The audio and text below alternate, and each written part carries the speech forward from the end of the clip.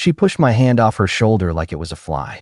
Don't, Lauren said, staring at the fridge. I'm not in the mood. It was a weekday, 7 in the evening. The house was quiet except for the hum of the ice maker. I'd just set 2 plates of salmon on the counter and reached in for a lazy hug. That brush-off told me more than any speech. She didn't look sad or tired. She looked absent, like I was furniture. If you're not in the mood for a hug, I said, what are you in the mood for? For dinner, she clipped, reaching for a sparkling water. And not a cross-examination. I let the question hang and slid her plate across the island. She didn't touch it. She scrolled. My fork clicked. Her face was lit by the screen. Mine was lit by the stovetop. If I'd known where it was headed, I'd tell you later. I would have taken a picture of that first push. It was the last honest thing she did. We ate in a silence I didn't agree to. I tried a light lane. Friday night. How about that new steak place on Maple? Mike said reservations are hard to get. I'm swamped. Maybe, as in maybe, or maybe, as in no. She sipped. Don't pin me down right now, Dan. It's been a day. Her day lasted for the next 4 weeks. When I reached for her shoulder in bed, she flinched. When I leaned in for a goodnight kiss, she turned under the pretense of adjusting a pillow. When I asked what was going on, she called it pressure and changed the subject. The first time I pushed back, she scrunched her face, annoyed. You're reading into everything, she said, shutting the dishwasher with her hip. You're being dramatic. I'm being present, I countered. There's a difference. Can we not do this? She dried her hands on a towel like she was done with the task. You're making a problem where there isn't one. Then sit with me on the couch, I said. No big talk. 10 minutes. Phone's down. She checked the clock on the oven. I need a shower. Right. Showers that last forever are great for avoiding everything. I sat there alone, on a couch we'd picked together, staring at a TV I didn't want to turn on. I told myself it was a phase. Work. Hormones. Stress. Pick a cause. Pin it to the mood board. Hope it fixed itself. Then she started ducking away from my hand like my palm carried static. 2 weeks in, I booked a table and tried the old playbook anyway. A cheap move would have been a lecture. I chose a suit and a reservation. Clear Friday. I said on Tuesday. I got us in at Walden's. 7 sharp. She didn't look up from the laptop. I told you I have deadlines. I told you on Friday we needed time. I'm picking you up at 6:30. Wear red. Her eyebrow twitched. Don't tell me what to wear, Dan. That's not cute. I'm not trying to be cute. I'm trying to be married. Friday she took her time. When she did step out in a little black dress, point for me, her mouth was already set. In the car she stared through the windshield like the future was imprinted there and I wasn't in it. At the table, I tried salt and pepper, jokes, mundane updates, something about Mike's truck finally starting without a jump. She sighed at the wrong beats. Lauren, look at me. I'm right here. Your body is. Where's your head? Don't start.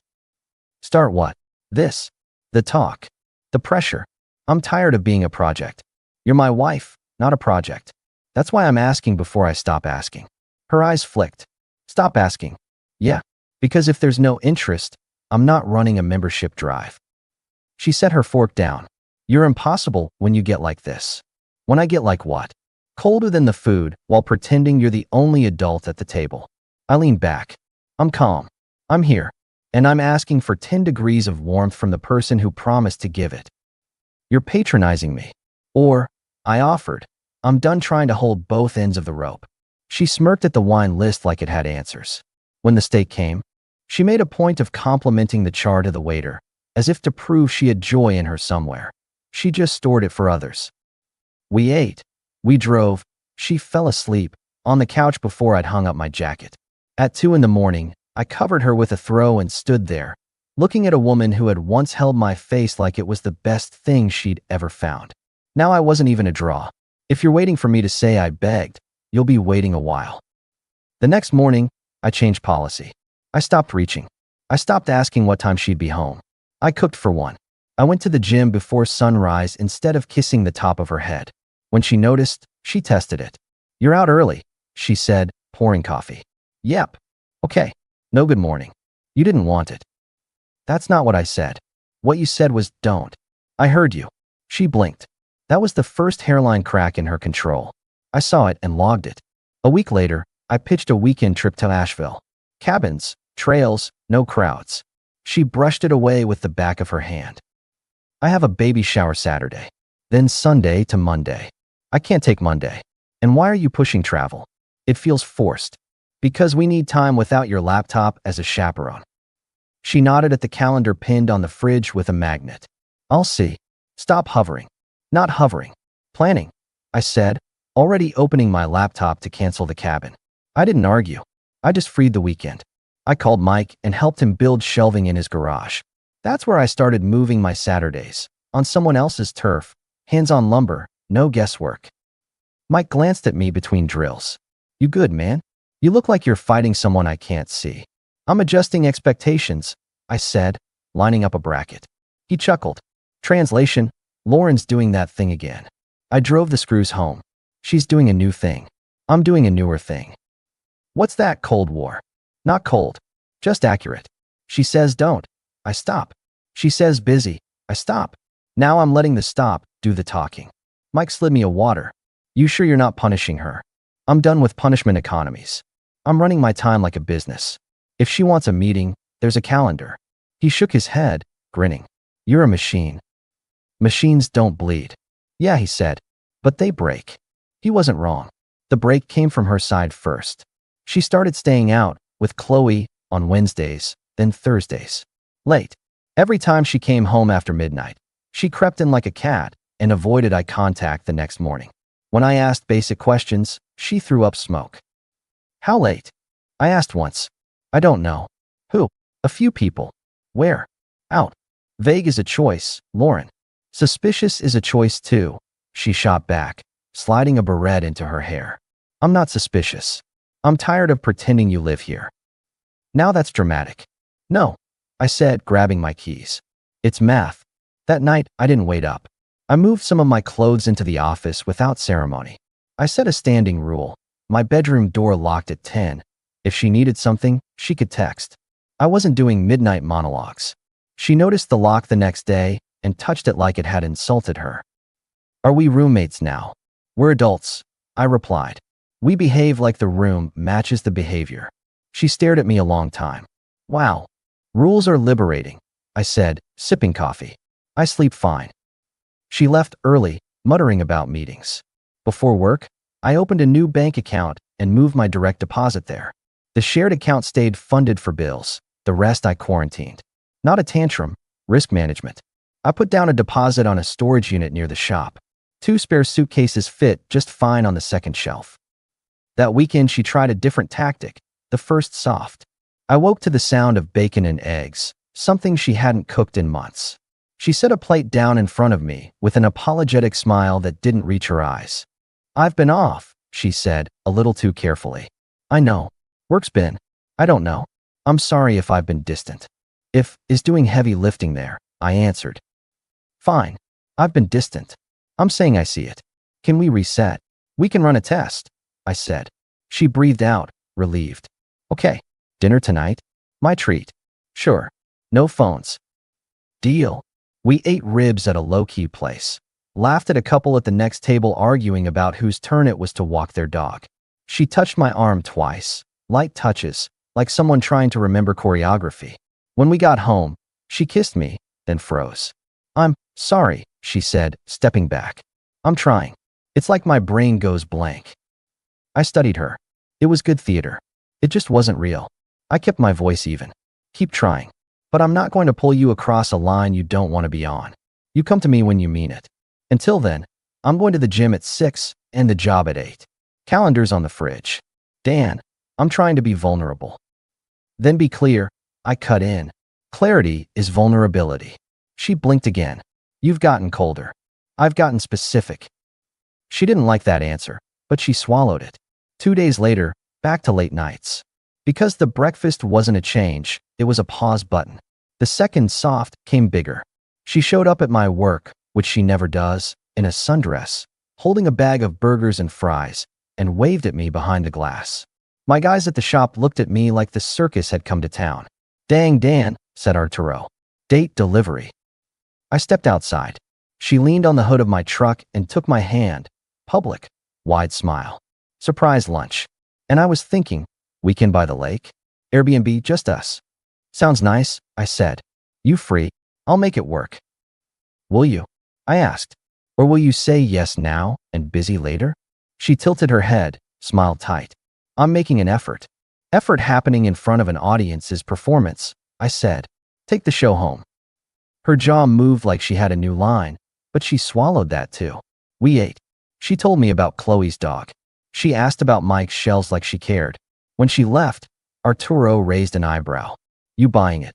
Buying lunch, I said. The rest is on layaway. That afternoon, I made the call I'd been avoiding. I'm not a man who hires people to dig in his backyard, but it was time to know which way was north. Name's Fletcher, the guy said. Straight voice, no sales pitch. You want a yes/no, or you want the movie? I want the truth, I said. And I want to make a decision without guessing. I work silent, he replied. 2 weeks. Do it. While he worked, I moved like the plan was already made. Not dramatic moves, logistical ones. I scheduled the car for service. I paid off a small credit card and closed it. I cut back every shared subscription I didn't care about. I stopped announcing dinners and trips. I started announcing nothing. When she told me she had to help her mom on a Sunday, I texted Carol. Everything okay? I wrote. All good, she replied. We're not seeing Lauren this week. I looked at that text for a long minute. Then I locked my phone. I want to be clear here. I didn't spiral. I didn't go to the bar. I went for a run and then replaced a leaking P-trap under the sink. I made my world tight. At home, she kept staging small tests. A joke at my expense when neighbors were around. You know Dan, she told Jenna over the hedge. He loves control. He probably color codes his socks. I smiled. I do. It saves time. Jenna laughed. Lauren waited for me to bristle. I didn't. I just finished trimming the lawn and told Jenna to have a good one. That non-reaction annoyed Lauren more than any comeback. That night, Lauren had to work late again. No check-in. No ETA. I poured one bourbon, fixed the hinge on the laundry door, and slept like a man without a roommate. 2 weeks and change after hiring Fletcher, I got an email. Then a text. You'll get the full packet by noon, he wrote.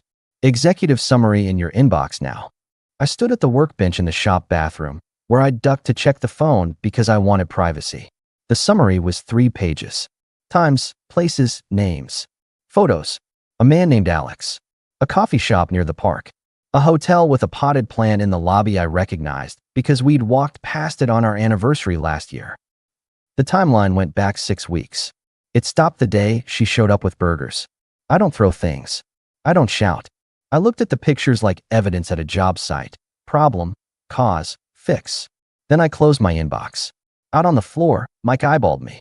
You look like you swallowed a nail. I found the map, I said. He didn't ask more. That's why he's my friend. That night, I drove home early. The house was quiet. Her car wasn't in the driveway.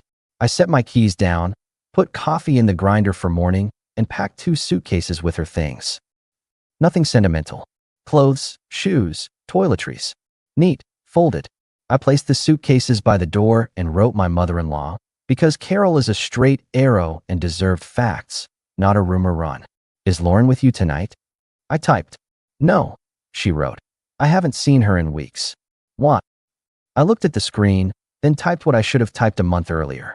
She told me she's with you. I have documentation she isn't. A pause. Then, are you sure, Daniel? This is serious. Very, I answered. I'll send what I have. I forwarded the packet as it hit my inbox. Not a highlight reel, the full thing. Timestamps. Faces. Names. 10 minutes passed. 20. 30. The dots appeared and disappeared. Then a final text. I'll be there at 8 in the morning, Carol wrote. I want to look her in the eye before we live with whatever this is. Okay, I answered. Doors open. At 9:30, I texted Lauren. Where are you? We need to talk. She answered at 10:40. Overnight at Mom's. She needs help cooking. Got it, I wrote. I didn't send the next line. I didn't threaten. I didn't bluff. I set the coffee maker for 7:30, laid 2 mugs on the counter, and went to bed in an empty room for the last time as her husband. Carol arrived at 7:55, a jacket over a plain sweater, hair pulled back like she was going to a job nobody wants. She didn't cry. She hugged me, brief, then sat at the kitchen table. I poured, we drank, and we waited. Talking would have been noise. At 8:02, the door opened. Lauren came in with a smile that died in transit. She stopped when she saw her mother, then me, then the suitcases. The room went still. She didn't reach for her phone. She didn't sit. She just froze, eyes darting like she was searching for a script. Carol spoke first, voice low. How could you do this to him? What was missing that you didn't say? Lauren's eyes wet instantly. Mom, this is not. Carol didn't raise her voice. She sharpened it. Don't. Your husband sent me times and places. Don't insult both of us. Lauren turned to me, trying on a softer tone. Dan, please. Whatever you think. I think. I cut in. You told me you were here when you were somewhere else, and the somewhere else has a name. She swallowed. You shouldn't have. Found out. I offered. Checked. Asked your mom. Hired facts. You used her as cover, Lauren. Carol closed her eyes like the room stung. When she opened them, they were clear. You will not mention my house as your alibi again, she said. Pick up your suitcases. Lauren's face shifted, shocked that her mother didn't climb into the trench with her. She tried one more line. I was confused. I'm trying to fix. You're not confused, I said. You're comfortable. That's different. She reached for my arm. I stepped back. She looked like she hadn't planned for that, like she didn't consider I'd have my own legs. I'm sorry, she started. No. Carol cut in, sharper now. You don't get to say that here. You used my name to lie to your husband. You take your things and go. Lauren's mouth opened, closed. She stared at the suitcases like they were props in a play gone wrong. I moved them closer, not roughly, just ending the debate. She took the handles. She looked small in the doorway, but that's what consequences do. They resize people. At the threshold, she turned back, tears streaked, but voice still looking for purchase. Dan, can we talk tonight? Please. Just talk. We're done talking, I said quietly. Here's the only sentence left. I won't share a house with someone who treats me like a spare. You chose. I'm choosing back. Take care of yourself. She walked out with her mother behind her. Carol looked at me in the driveway, nodded once, and got in her car. No extra words. The door shut. Silence, finally useful. I didn't pace. I opened the windows. I took a shower. Then I sat at the table and wrote what needed writing. 3 days later, a notary watched my pen move across a stack of papers. Weeks after that, I signed another stack and put a FedEx label on the envelope. I didn't go for half of anything. I didn't itemize my pain. I didn't negotiate over forks. I kept my house, my truck, my shop schedule, my peace. People like to ask about the aftermath, like there's fireworks. The reality is cleaner and meaner. She didn't try to take my stuff. She didn't ask for a payout. Maybe it was guilt. Maybe it was strategy. I didn't care. I only cared that for the first time in months, I woke up and the person in my bed didn't flinch at my hand. Now back it up. Let me fill in the scenes I didn't telegraph, the ones that pushed the boulder downhill.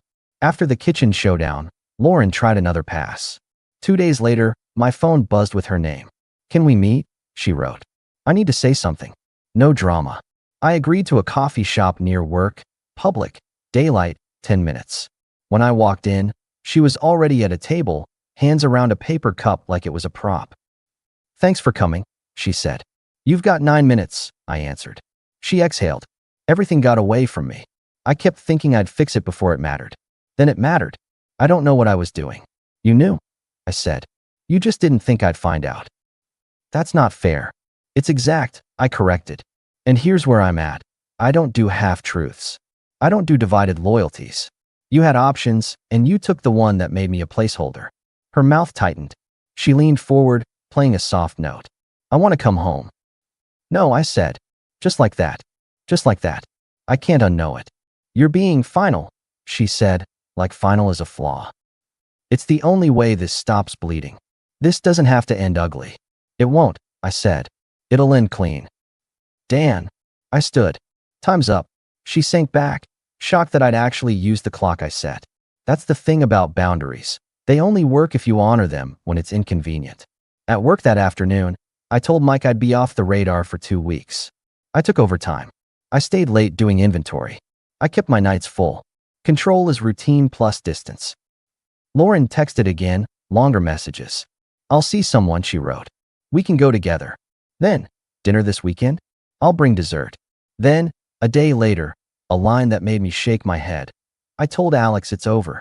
Not a confession, an attempt at a solution. She wanted credit for turning off a faucet she'd opened in my house. I didn't reply. It wasn't my job to grade her decisions anymore. Around that time, Jenna caught me by the mailbox. "Hey, you okay?" she said. "I saw Carol's car that morning." "I'm fine," I said. "House is quieter." She hesitated.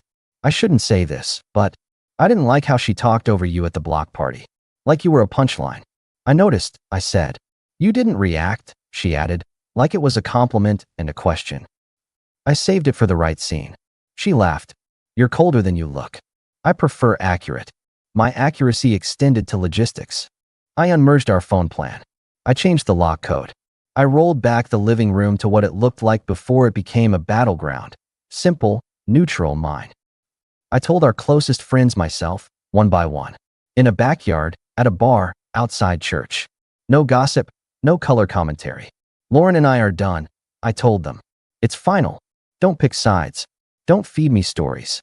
Most people nodded like they respected the efficiency. One buddy, Scott, tried to play philosopher. "Marriage is hard, man. People make mistakes. You sure you're not being too?" I cut him off. "I know what I know. I won't live in a house where I don't exist when the door closes." End of discussion. Scott put both hands up. "Okay, got it. I can come to softball Saturdays again now," I added, changing the subject cleanly. "Need a first baseman?" He grinned. "Always." That's when my life actually expanded. Not after fireworks or some cinematic moment. After I threw away an old practice of trying to drag respect out of a locked room. But you want the messy bits. Fine. 2 weeks after the kitchen, Lauren tried a grand gesture. She left a basket on the porch, photos of us, a scarf of mine she used to wear, a note with 12 paragraphs that said a lot of adjectives and very few nouns. It ended with, "I'm still your person." I texted a single line. "No, you gave that title away." She didn't respond. That silence was the first honest thing she'd given me since the fridge. A month later, Carol called me. "I consider her family, I still do." "Just letting you know," she said. She moved into a small apartment near the old downtown. "She's not asking me for help." "I'm disappointed." "You raised her better," I said. "I thought so," she answered. "I want you to be okay." "I am," I said. "And I appreciate you more than you know." She sniffed, then coughed like she'd swallowed it. "Good. You're a decent man. You handled it clean." That "clean" word stayed with me. It was the opposite of everything that had led up to the kitchen scene. Clean beats dramatic.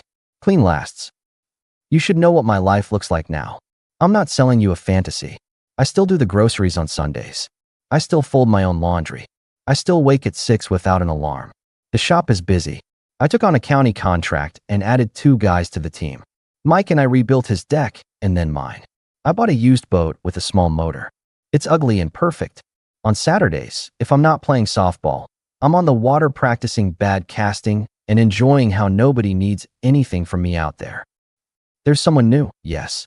Her name's Tessa. She's a nurse. We met at a cookout Mike roped me into when I didn't feel like being social.